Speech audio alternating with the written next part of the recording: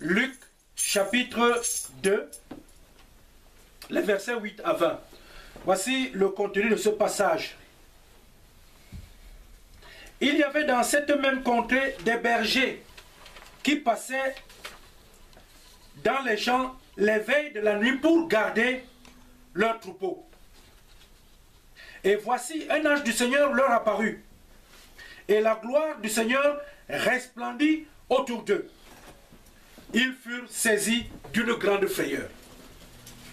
Mais l'ange leur dit, ne craignez point, car je vous annonce une bonne nouvelle qui sera pour tout le peuple le sujet d'une grande joie.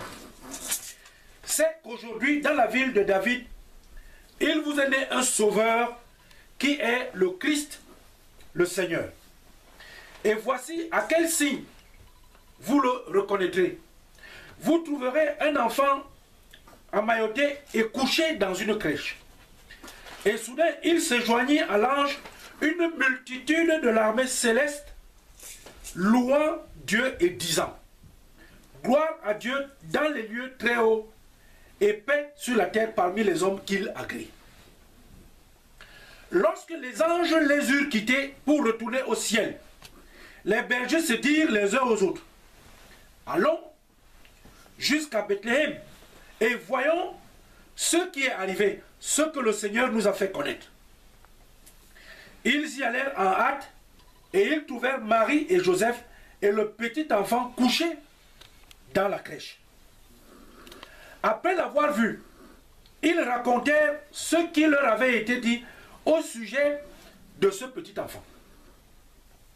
Tous ceux qui les entendirent furent dans l'étonnement de ce que leur disaient les bergers. Marie gardait toutes ces choses et les repassait dans son cœur. Et les bergers s'en retournèrent, glorifiant et louant Dieu pour tout ce qu'ils avaient entendu et vu, et qui était conforme à ce qui leur avait été annoncé. L'herbe sèche, la fleur fane, elle tombe, mais la parole de Dieu demeure d'éternité en éternité. Prions le Seigneur. Notre Dieu, notre Père, nous voici une fois de plus devant ta parole. Viens, Seigneur, nous donner le nécessaire pour notre marche de foi derrière toi et derrière ton Fils Jésus. Amen. Bien-aimés dans le Seigneur, au moment où dans le monde entier, l'Église chrétienne célèbre la Noël.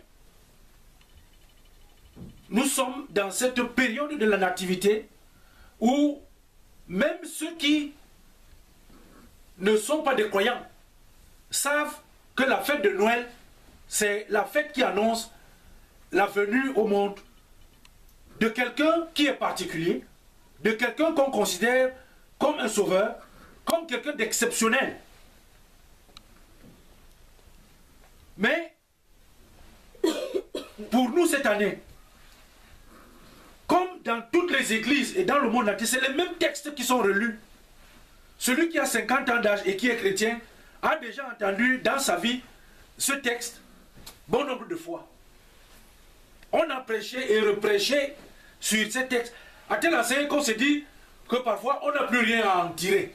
Et pourtant, pour la célébration de la fête de Noël, il nous est toujours et toujours rappelé et demandé de revenir dans ces textes. Eh bien, pour notre partage, j'ai été retenu dès le verset 8, 9 et je dirais 10, par ce qui est dit. Il y avait dans cette même contrée des bergers qui passaient dans les champs les veilles de la nuit pour garder leurs troupeaux. Et voici, un ange du Seigneur leur apparut, et la gloire du Seigneur resplendit autour d'eux. Ils furent saisis d'une grande frayeur. J'ai été très retenu par cette portion de texte. Et également par la suivante, où il est dit, mais l'ange leur dit, ne craignez point, car je vous annonce une bonne nouvelle qui sera pour tout le peuple le sujet d'une grande joie. À partir de ces deux versets, j'ai voulu retenir comme sujet de partage avec vous. Ça peut être une question, ça peut être une affirmation. Mais moi, je dis ceci. Peux-tu être un ange pour ton prochain? Peux-tu être un ange pour ton prochain? Peux-tu être un ange pour ton frère? Peux-tu être un ange pour ta femme? Pour ton fils? Peux-tu être un ange pour tes amis? Bien-aimé dans le Seigneur, j'ai été frappé par le rapport entre la présence d'un ange qui est l'envoyé de Dieu et la peur qui s'empare de ceux-là qui le voient arriver. Parce que le texte, je reprends, dit, voici un ange du Seigneur apparu. L'ange du Seigneur apparaît et les bergers sont saisis et le texte dit bien d'une grande frayeur. Bien-aimé dans le Seigneur, en retenant la situation telle qu'elle est présentée et ce que nous vivons aujourd'hui, du courage et de l'audace avec laquelle aujourd'hui nous nous comportons lorsque nous sommes en présence des choses sacrées. Aujourd'hui, l'homme, peut-être parce qu'il a atteint des limites, son intelligence a atteint des limites qu'on n'aurait jamais soupçonnées. Il évolue, il n'a plus peur. Parce qu'il croit qu'il est déjà créateur comme peut-être même plus que Dieu. Ce qui fait que la remarque générale dans le monde entier aujourd'hui, ce n'est pas simplement pour nous dans une petite communauté, mais nous n'avons plus la notion de la peur de la chose sacrée. Parce que la chose sacrée ici, c'est quand même un ange qui vient, c'est quelque chose de sacré qui arrive et qui est entouré de la gloire du Seigneur. Et les bergers vont être saisis de frayeur parce qu'ils sont quand même en présence de Dieu au travers, n'est-ce pas, de son messager. Bien-aimé dans le Seigneur, peux-tu être un ange pour ton prochain? Il ne s'agit pas ici de rentrer dans la dimension de ce que j'appelle la peur négative. Oui, lorsque nous sommes en présence de Dieu, nous devons avoir cette crainte révérencieuse. C'est une crainte révérencieuse parce qu'on est devant le Très-Haut, devant sa gloire, que nous soyons à l'église, que nous soyons en présence de ceux-là qui sont les messagers de Dieu, qui sont les êtres, les autres qui sont autour de nous.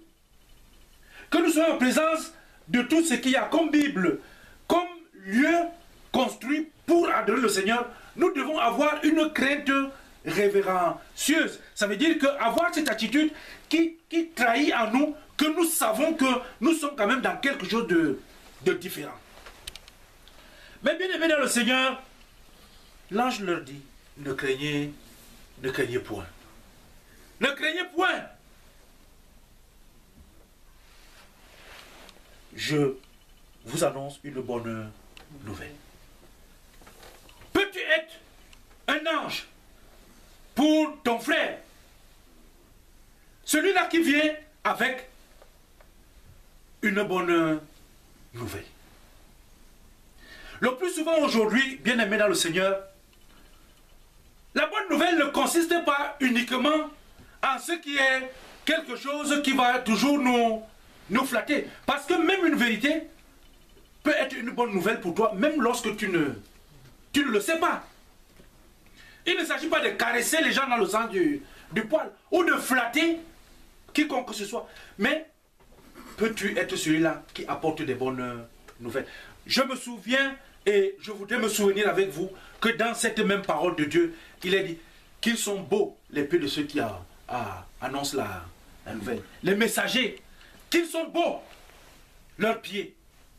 Parce qu'ils apportent quoi? Ils apportent la bonne nouvelle.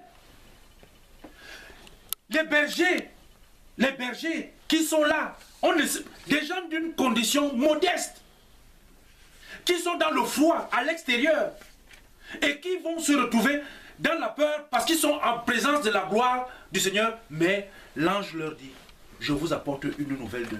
C'est une nouvelle de joie. Peux-tu être celui-là qui apporte les nouvelles de joie, les nouvelles qui mettent le prochain, n'est-ce pas, à l'aise, pour apporter cette bonne nouvelle? Nous passons par l'étape incontournable de l'humilité. Cette humilité qui transparaît ici là lorsqu'il est dit qu'ils sont saisis de frayeur. Parce que celui qui n'a pas eu, celui qui ne connaît pas la peur, mais celui qui ne connaît pas la peur, c'est quelqu'un qui est fou. C'est un fou. Et la parole de Dieu dit, les insensés disent qu'il n'y a pas de Dieu. Peux-tu être aujourd'hui? Est-ce que nous pouvons être aujourd'hui des personnes qui, dans la société où les valeurs disparaissent, elles disparaissent complètement? Est-ce que nous pouvons dans cette société aujourd'hui, est-ce que nous pouvons dans notre église être ceux-là qui apportent des bonnes nouvelles? Le port de la bonne nouvelle, ce n'est pas simplement de parler la parole de Dieu comme nous le faisons et d'aller annoncer, mais c'est d'être dans cette démarche de pouvoir vivre cette parole.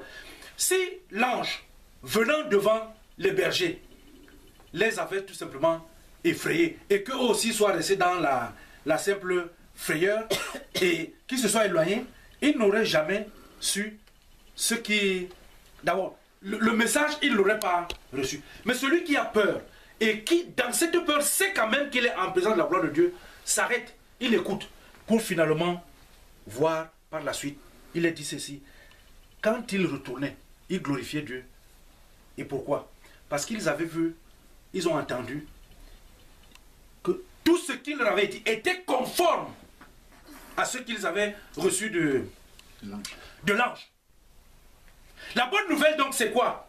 La bonne nouvelle c'est que si tu es porteur d'un message auprès de ton frère, auprès de ta soeur, auprès de ton enfant, auprès de ton père, auprès de ton église, il faut que ce que tu dis aujourd'hui, que demain, celui à qui tu l'as dit, lorsqu'il s'en va, qu'il trouve que cela est conforme à ce que tu lui avais dit.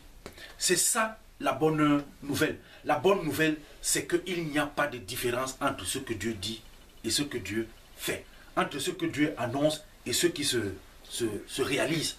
Donc, notre effort auquel nous sommes appelés aujourd'hui, si nous voulons être ces anges-là, ces personnes-là, qui au sortir de l'année 2014, nous voulons entrer dans l'année 2015, nous disons, Seigneur, aide-moi à ce que je sois une bonne nouvelle pour mon prochain, pour les gens de ma famille, pour mon église. Bien-aimés dans le Seigneur, nous avons passé une année de partage et au moment où nous rentrons dans cette période où le Seigneur arrive, je voudrais chanter une chanson qu'on nous a appris étant tout petit. Parce que ce qui se passe, c'est quelque chose que finalement, cette nouvelle qui arrive, elle fait peur. Même à Joseph. C'est pour cette raison qu'il va vouloir se débarrasser de Marie. Et on chantait ainsi. Joseph, Joseph, l'enfant que porte ta femme vient du Saint-Esprit. L'enfant que porte ta femme vient du Dieu vivant. L'enfant que porte ta femme, Emmanuel.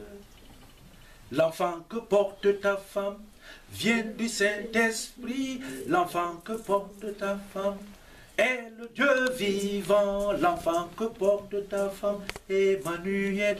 C'est pour dire que même les principaux acteurs ont eu peur.